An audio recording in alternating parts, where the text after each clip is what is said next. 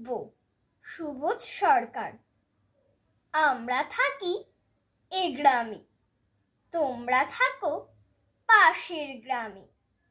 আমার গ্রামে বৃষ্টি হলে পাশের গ্রামে বৃষ্টি নামে। দুটি গ্রামের একটি কুয়ো, করেছি পান একই জল।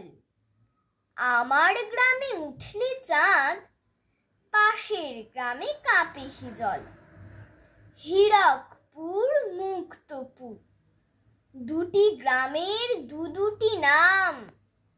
হিন্দু থাকে এ গ্রামটিতে, ও গ্রামটিতে মুসলমান। এ গ্রামের তুলসী পাতা পুজোয় লাগে মুক্তপুরে। মুক্তপুরের নামাজ পড়া হীরক শোনে আরবি সুরে। এ গ্রামে যদি কারোর বিয়ে, ও গ্রাম থেকে দুব্ব আসে।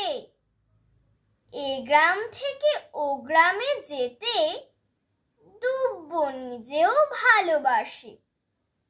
দুব্ব হলো একটি নাম, দুব্ব এক রায় কিশোরী। একটি ছেলে ডুবতে এলো, বলল তবে ডুবেই মরি। ডুব দেওয়া এত ভালো লাগে যে, কহিন গাঙে উঠে তুফান। বৃষ্টি নামে বৃষ্টি তুই হিন্দু নাকি মুসলমান? বৃষ্টি বলে আমার কাজ মাটির বুকে ঝরে পড়া। মাটির কাজ আমাকে ধরে শস্য উৎপাদন করা। আমি যখন বৃষ্টি হই সমানভাবে দু গ্রামে যাই।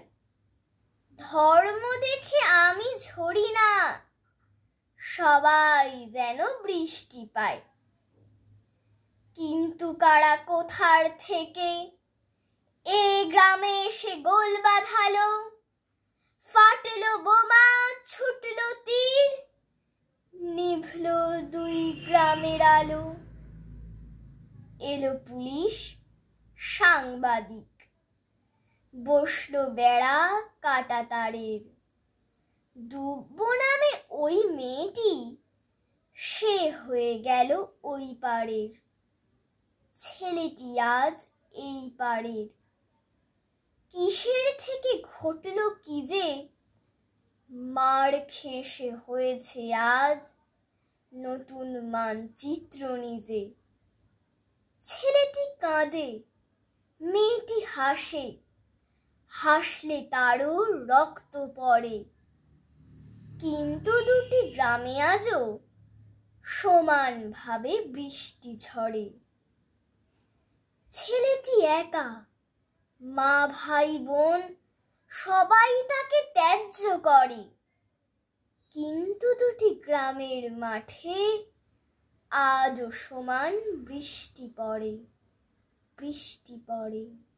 নমস্কার।